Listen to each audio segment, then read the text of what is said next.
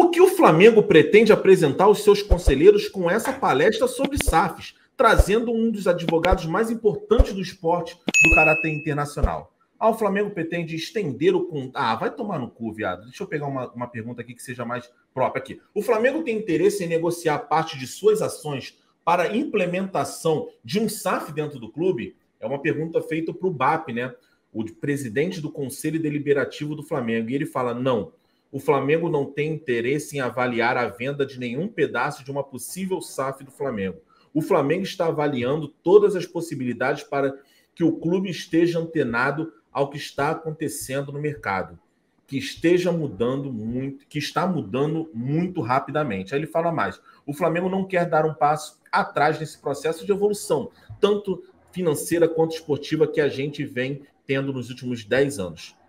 Para tanto que está se planejando, não estamos discutindo ainda se vamos vender um pedaço do Flamengo e quanto seria isso. Então, assim, Rafa, só esmiuçar, que aí essa papo de política não é muito a minha cara, mas assim, o Flamengo, todo mundo agora está nessa ideia de SAF, o Cruzeiro, Bahia, Botafogo, Vasco, depois a gente vai falar um pouquinho sobre essa guerra envolvendo o Campeonato Carioca, hein?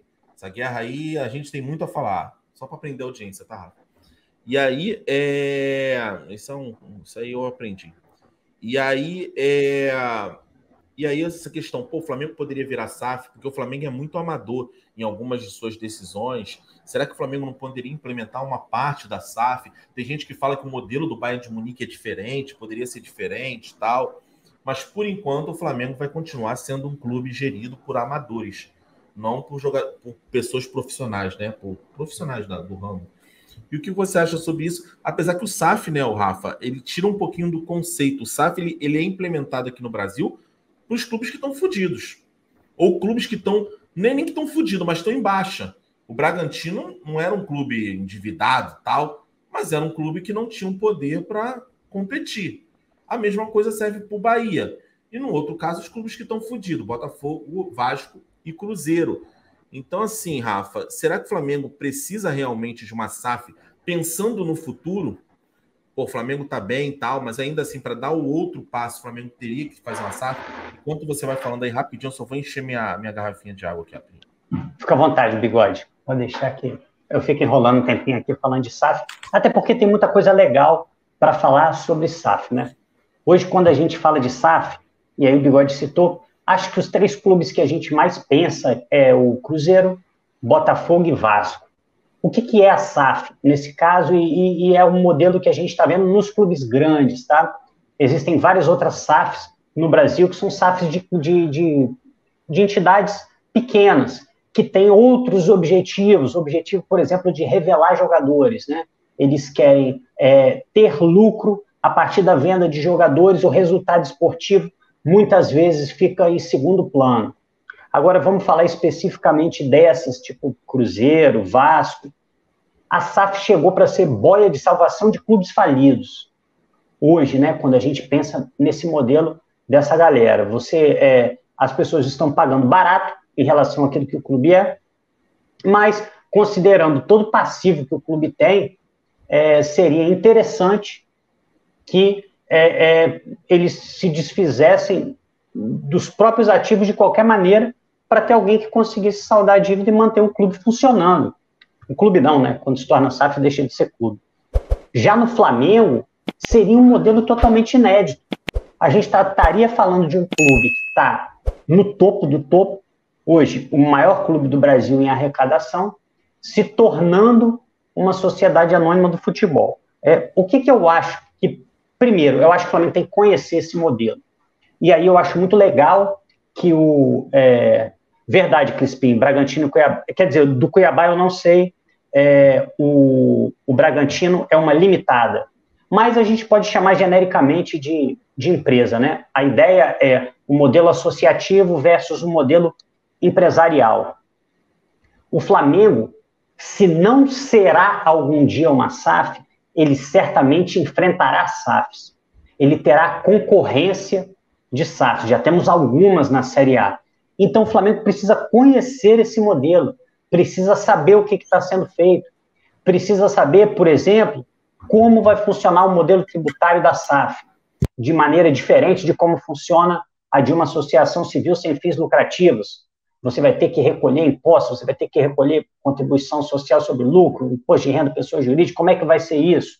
Como você pode se financiar? Então, são detalhes que o Flamengo precisa conhecer, se não para implantar, para saber as características de quem a gente vai enfrentar nesse mercado tão disputado que é o do futebol.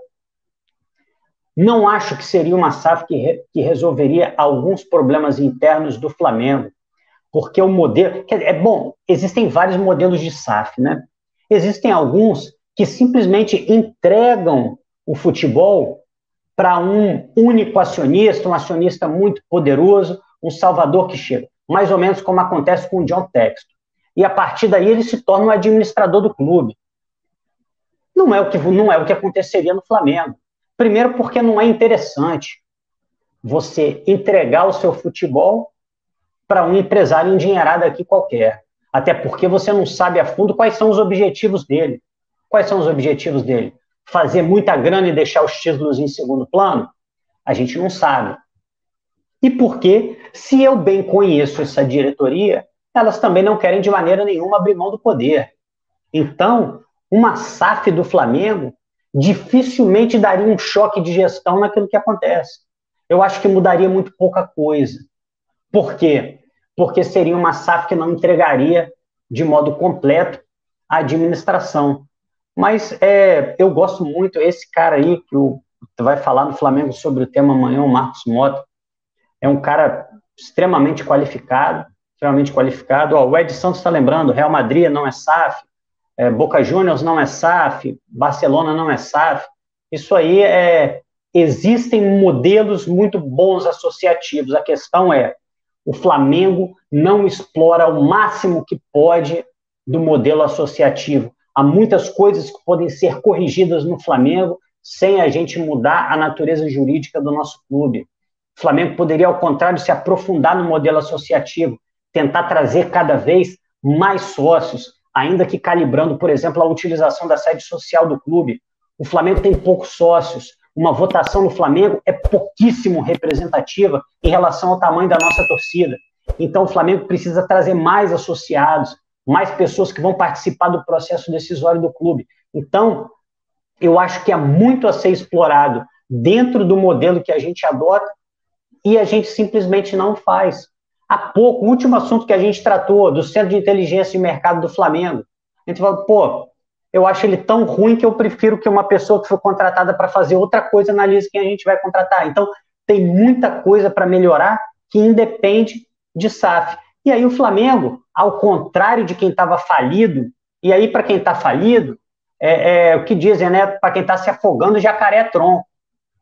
Qualquer bilionário que chegou, levou um clube aqui no Brasil, tem clube em Black Friday. O Flamengo tem esse conforto de observar, ver de que maneira o modelo de SAF vai se acomodar no Brasil, porque é uma legislação nova, você não sabe o que vai acontecer, e aí para pensar no futuro, numa possibilidade. Eu não acho que o Flamengo vai se tornar SAF no futuro próximo, mas eu fico feliz que a diretoria tenha essa visão de que o Flamengo precisa conhecer. É uma possibilidade que o Flamengo tem, assim como se tornar uma limitada, como o Bragantino, por exemplo. Então, eu gosto dessa ideia, mas eu acho que é só uma cogitação mesmo. Não acho que ninguém dentro do Flamengo pense seriamente em tornar o Flamengo uma SAF, Bigode.